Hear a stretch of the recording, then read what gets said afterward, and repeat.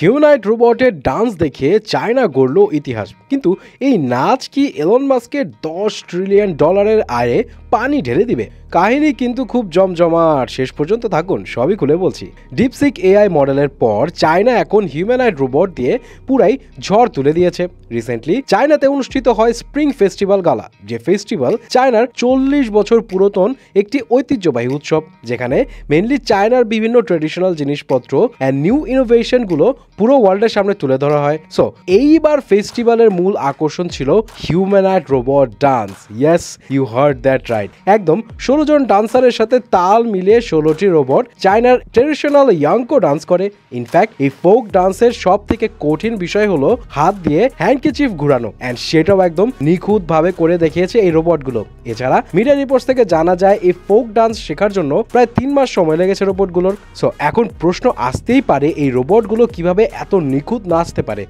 Media reports থেকে জানা যায় ইউনিট্রি নামের চাইনিজ টেক কোম্পানি বহু বছর ধরে হিউম্যানয়েড রোবট নিয়ে কাজ করছে এবং 2013 সালে প্রথম H1 রোবট লঞ্চ করে তারা। যাই হোক, 1.8 মিটার লম্বা অ্যান্ড 47 কেজি ওজনের প্রতিটি রোবটে এআই চালিত full body motion control technology ব্যবহার করা হয়েছে। এছাড়া মুভমেন্ট ট্র্যাকিং এর জন্য 360 degree panoramic depth perception, advance AI algorithm and laser SLAM ইউজের ফলে রিয়েল টাইম হাঁটা চলা সহ মিউজিকের বিট অনুযায়ী নাচতে পারে H1 রোবট। বাট এই রোবট ডান্স দেখে এখন অনেকেই বলছে যে চায়নার রোবটগুলো এলন মাস্কের অপটিমাসকে পেছনে ফেলবে, অপটিমাসের বাজার খেয়ে ফেলবে। কারণ এখানে অলরেডি কম্পারিজন শুরু হয়ে গেছে। কারণ এর মাঝে কয়েকদিন আগে এলন মাস্ক জানায় সে অপটিমাস রোবট দিয়ে $10 ট্রিলিয়ন মানে 22টা বাংলাদেশের জিডিপির সমান টাকা আয় করবে এই প্রেডিকশন করেছে। এন্ড তার মতে সামনে রোবটের বিজনেস বিশ্বব্যাপী গাড়ির বিজনেসের থেকেও বড় হবে। এন্ড এলন মাস্ক এটাও জানায় সে 2026 সাল থেকে অপটিমাস রোবটটা টেসলা ফ্যাক্টরিতে কাজ করানোর জন্য বসাবে, যে রোবটগুলো নেক্সট জেনারেশনের হিউম্যানয়েড রোবট বানাবে।